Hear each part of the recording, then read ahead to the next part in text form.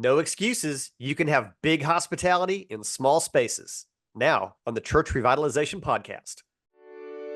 Hello, and welcome to the Church Revitalization Podcast, brought to you by the Malfers Group team, where each week we tackle important, actionable topics to help churches thrive. And now, here's your hosts, Scott Ball and AJ Mathieu. Welcome to the Church Revitalization Podcast. My name is Scott Ball. I'm joined by my friend and co-host, AJ Mathieu. AJ, Scott, how are you? Man, I'm good. This is a good. Good. This is a good episode. This is going to be a fantastic episode because we work with a lot of churches that have smaller facilities, older facilities. Yeah. In a bunch of different contexts, I can think where today's topic is relevant. When we work with churches outside of the United States, like with churches in Europe, for example, they're often using rented spaces. And so they don't have their own dedicated lobby space because they're sharing it with someone else. And so they're not able to kind of set up a permanent infrastructure welcome center because they got to load in and load out. Here, stateside, North America context, we're working often with churches who have just older buildings back in the 40s, 50s, 60s when these buildings were being created.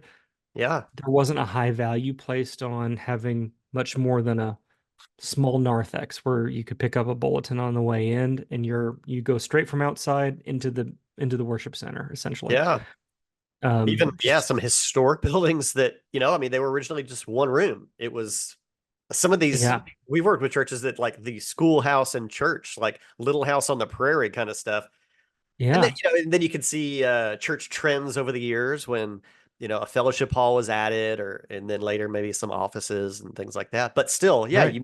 you might walk into a main door and you just have this very small little foyer. Yep.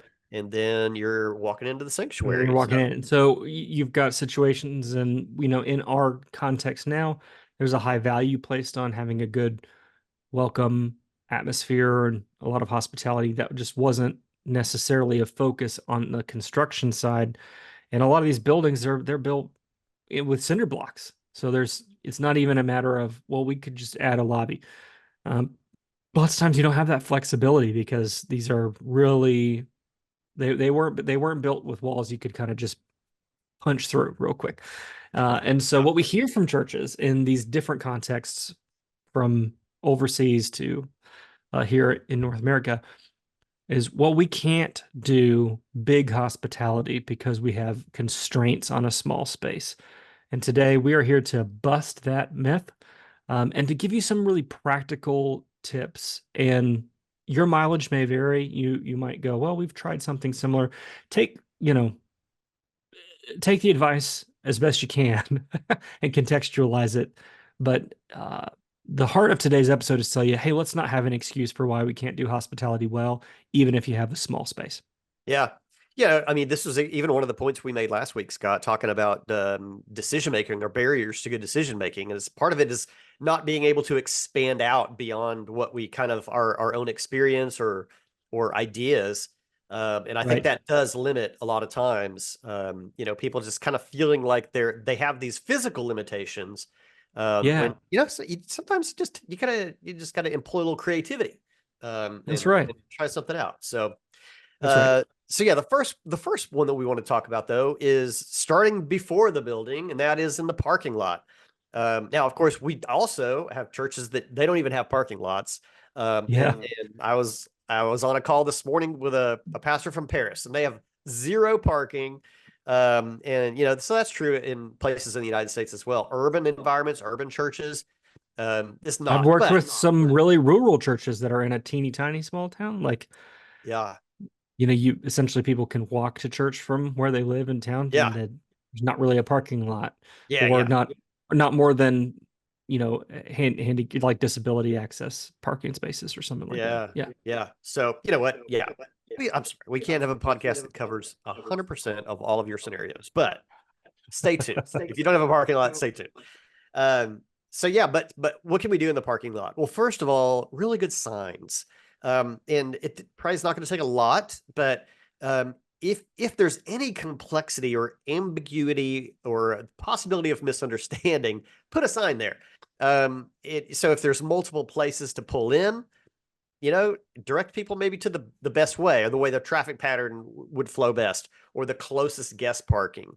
But just we want to take away all barriers to simplicity and make sure that it just works out well.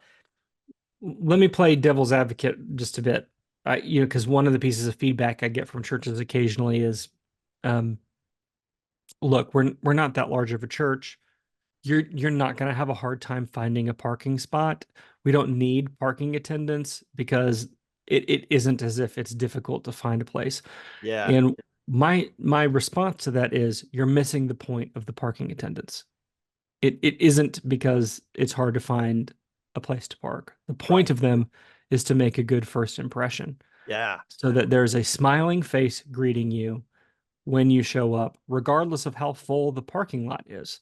yeah, And you might be surprised that if you stick some people out there, um, it's one of those leading things. So, a great example, I've mentioned this church before on the podcast, and they don't mind me talking about them.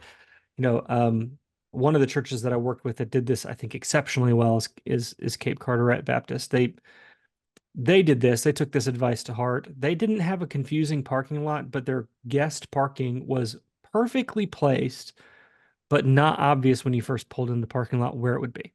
So they were like, they took that to heart. They added some signage, plus they added some people in the parking lot. That parking lot team is one of their best teams to this day, and they credit a lot of their growth to their parking lot team, that's cool. even though it was never hard to find a parking space. Yeah, It just had exceptional hospitality in the parking lot. And now it is hard to find a parking space there at times. yeah, And so it is one of those things where you might be surprised what the results that come from that. It's about yeah. making a first impression more Right, than it right. is about Yeah, exactly. Our being high church is doing a building expansion project right now, and it's taken up part of our parking lot. They've had construction fences and stuff, and they've been asking regular attenders, "Hey, if you'll park in that we have a new parking lot that's closer to the door that we have to use right now," and they're like, "If you can park in the further area so that there's more room for guests who actually don't have designated guest parking." They're just kind of asking people, "Don't park up front if you can." We got to church a little bit late the other day, and I knew there wasn't going to be parking over there anyway. So I'm not trying to say I am so virtuous as to have listened to my pastors and was going to do that. We pulled in. I was like, you know what? There's not even a point of trying to find a close spot. Let's park back here, and we'll be helpful for people that maybe there is a close one. So we parked back there, and then we walked right past one of our parking attendants, and he was so pleasant and was like, "Hey, thanks for parking back here," and leaving some room up front for somebody else. And then we had this like really fun exchange, Mhm. and it totally set the mood for walking into church.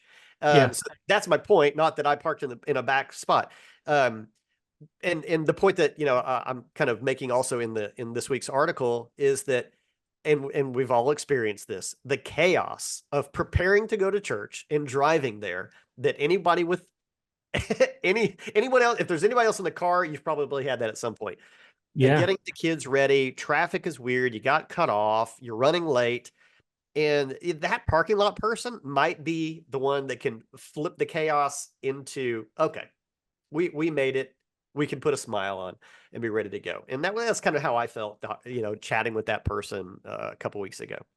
Like a reset. Yeah. So it doesn't matter how much space you have or don't have, or if you've got a bunch of parking spaces or none, sticking some people kind of on the front lines, literally, Yeah, of your campus, wherever that might be, and having them like you are the front line of friendliness here, yeah, yeah. can set somebody's experience up for Yeah. success. And you know what? I mean, it's just another kind of thinking about parking lot experiences. Many years ago, we were down in Galveston, went to eat at a restaurant, started pouring rain. We came out, they had people, restaurant people. I don't know if they were who they were, servers or somebody, but they had a bunch of umbrellas and they were walking people to their car with umbrellas.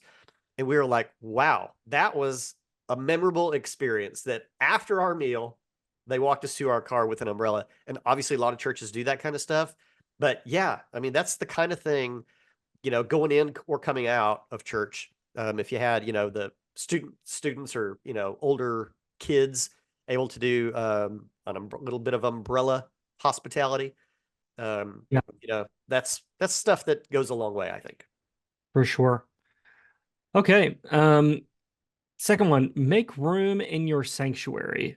Basically convert some of your worship center space, sanctuary space into interaction space. I've done this with a number of churches. And in fact, when I was involved in planting a church here in Tennessee, we were meeting in a gym.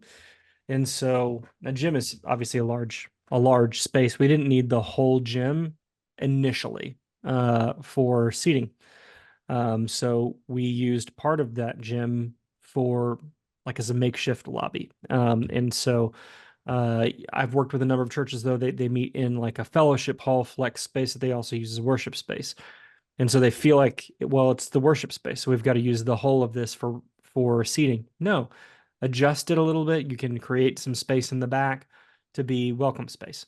Or I've worked with a few churches that are in an older building, and they have a very tiny little narthex where they could have a greeter, but there's not really any place for people to interact. But they're not filling up their whole sanctuary right now. So I encourage them to pull out the back couple of rows and put some little bistro tables back there. Just like Yeah. those small standing tables where people can have coffee and talk, before the service and after the service. And they did that. In fact, I had one church that did this, and they said that was really helpful, and people have grown to really love that connection space. The problem is, our church has almost doubled in size. They're a small church. They went from 40 people to now 80 people on a Yeah. Sunday, That's cool. and they're like, we need that space now, actually. For Yeah. what do we do now? Because we kind of got used to having that space in the back, and now we need to come up with some other solutions. We'll talk about that, but just get creative. Like, what space do you have that right Mhm. now isn't being used? You can convert that into connection space. I think there would be probably a lot of people listening that would be thinking about this suggestion that you just made, and they'd be like, we could never do that. We could never take 2 rows of pews out or 2 rows of chairs. And I think a lot of them would think, what if we need that someday? And meanwhile, the church has been less than half full for 15 years. I think that this would be a mental barrier, and that I think, would be one of those like, try it, test it out. Because yeah, if that would be, obviously that would be a noticeable, significant change for the people that do attend the church already. And maybe a Man, controversial one. And I could be and controversial. I mean, I can only tell you based on the experiences I've had with churches who have done this, not a single one of them has regretted it. Yeah, I doubt any would, because to me, if you're willing to do that, it's kind of a public statement of That's exactly right. what we are trying to actually do here. And I would encourage anybody, go ahead and test that. Test out Scott's experience and see the experience of those churches that has happened to, and see what happens. And you can thank us later when When now yeah, you need to reclaim that space yeah. for seating How again. Yeah. great of a problem would What a that good be? problem. Yeah. Yeah. Yeah. They were kind of sheepish about it. They're like, well, we have Scott, we're having a problem. That space that you recommended we use for connection, people love it. But Yeah. the problem is now we've grown, we've doubled in size in the last year and we don't know what to do. Yeah. So we came up with some ideas, but Cool. what a good problem that would be. Yep, exactly. All right, our third one is, and this is what we probably most commonly see, some kind of a post-service reception, having a meeting space, utilizing some other space in the church that probably at some point was added on, even the good old fellowship hall, the multi-purpose room. And so, yes, this is great. This is a great way of doing it. And we kind of have, 3 main things that you need to make sure are in place to execute well on this and have this be really workable. First of all, have great communication. Verbally tell people what you would like them to do, where it is. You could describe how to get there. Like, go out that door, you're going to make a quick right, but there's people and there's signs, you'll find it.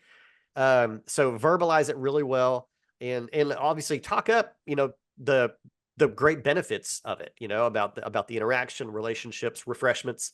Um, and getting to know other people and getting to know the church. So communicate it really well. And we've, Scott, we've both been in places that don't communicate well, and they've got things like this, and it's so insider that you're like, why is this hard to figure out? Mhm. Um, and so, yeah, don't do that. This should be really, really easy. So communicate it really well. Um, On that note, on the communication piece, I just yeah, want to say communicating it clearly, yes, but multiple times in the service. So you can't just say it at the beginning when the announcements are there, because by the end of yeah, the service, people will have forgotten. Don't just say it at the end because people will have already mentally checked out. So say it at the beginning during your announcements. Say it again at the end, maybe work it again somewhere in the middle. You're going to have to repeat it maybe 2 or 3 times if you want guests to go to it. Just saying yeah. it once is not going to be enough. Yeah. You know what? I mean, just on that note in general, your announcements, a lot of churches, the room is half full by the time you're doing announcements at the very beginning. And, Yeah, a bunch of people don't even catch that stuff because they come in late. right. So yeah, maybe even just think about that in general. Let's, maybe we'll do a song first. We'll do our announcements, 15 minutes in, but, so yeah, good communication on that. Next, good signs. Kid communication doesn't is not a substitute for good signs, or vice versa. Both.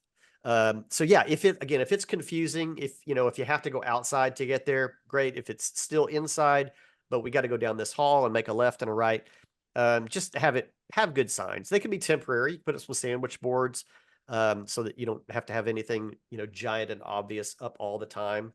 But yeah, use signs to help direct people because, again, could be somebody's first time. Maybe they're unchurched, never been to church, uncomfortable with church. My next point is going to be about interacting with people, but not everybody wants to then ask somebody else, where was it we're supposed to go? Just have a Yeah. sign. Let's Yeah, cover all of our bases. we used to do something, and now we had a pretty decent lobby space too, but we used to do something um after church on at the church I planted called the five after, where immediately after the service, for 5 minutes after the service, it was like an open guest welcome thing. And it was in a different room. It was like in a fireside room, and we would invite people back there after the service to just tell people, like, we're not going into our full, it's 5 minutes, so it's not like our full mission, vision, values Yeah. spiel, but just a very brief statement about who we are and what we care about, followed by personal interaction. So we would have like 2 or 3 staff members who were there. That's where we would give gifts, but also just talk to people.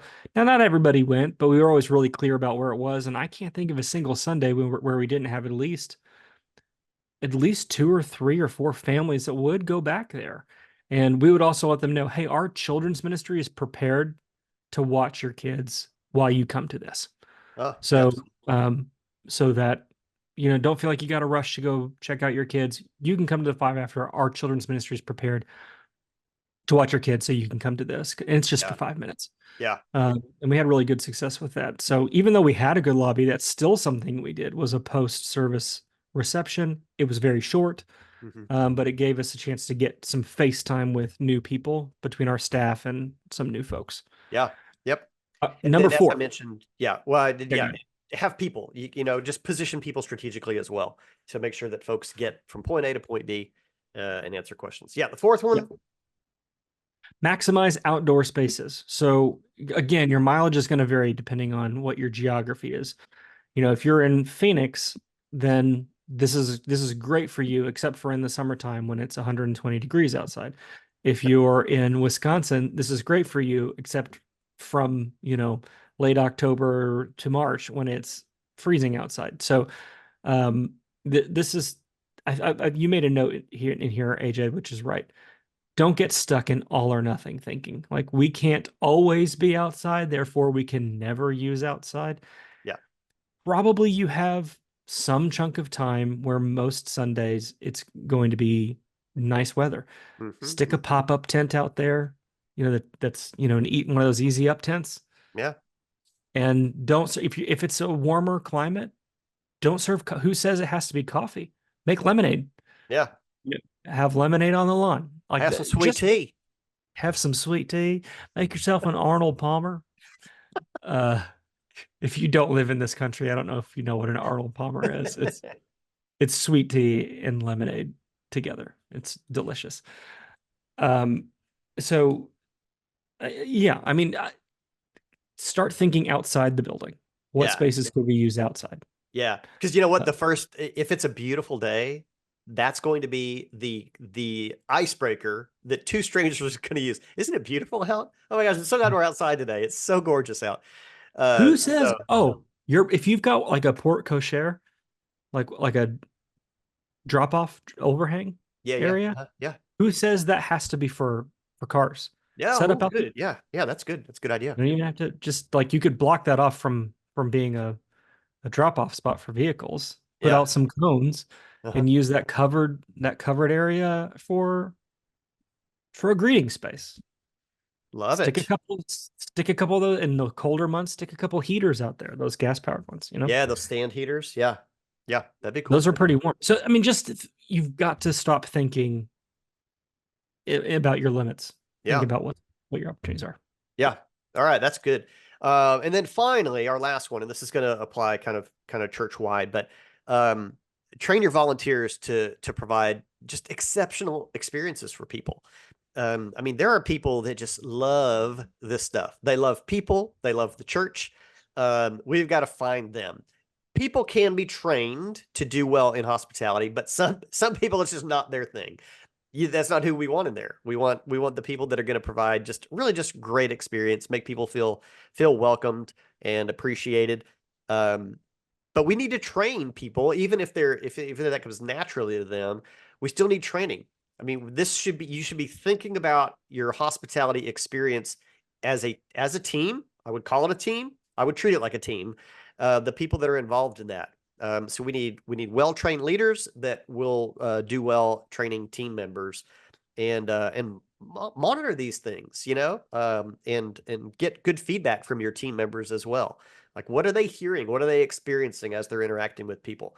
And none of this should or needs to at all be forced. I mean, this should all be very natural. If you've got the right people, it will be absolutely natural, and the end user, the guest, will feel that way. They will feel genuinely appreciated and welcomed.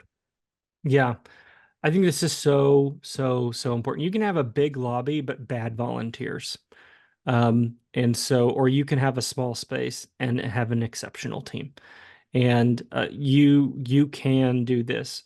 I mentioned in last week's episode that uh, I'm coming back from a bit of a break with my family, and we had spent some time down in Florida at Disney. One of the things that really jumps out to me, what makes the parks great, whether you like Disney or you don't, or whether you like theme parks or you don't, what makes or breaks a really good experience, more than the attractions or the parks themselves or the food or the prices or any of that, is the cast members, the people who work there. And you have some experiences with people, with some of the employees there, and it's exceptional. Yeah. They know what they're there for. They're there, they come up to, my daughter and, hey, princess, or they're they're there they're there for the people. And then you have other experiences where two cast members, two employees, they're talking to each other, and then they're just paying, they're giving minimal attention to you as you're walking by or what. Yeah. And it makes you feel totally different. One experience is exceptional and another one is exasperating. Yeah. And if your greeters are talking to each other rather than talking to people, like, what are you there for? You are a greeter.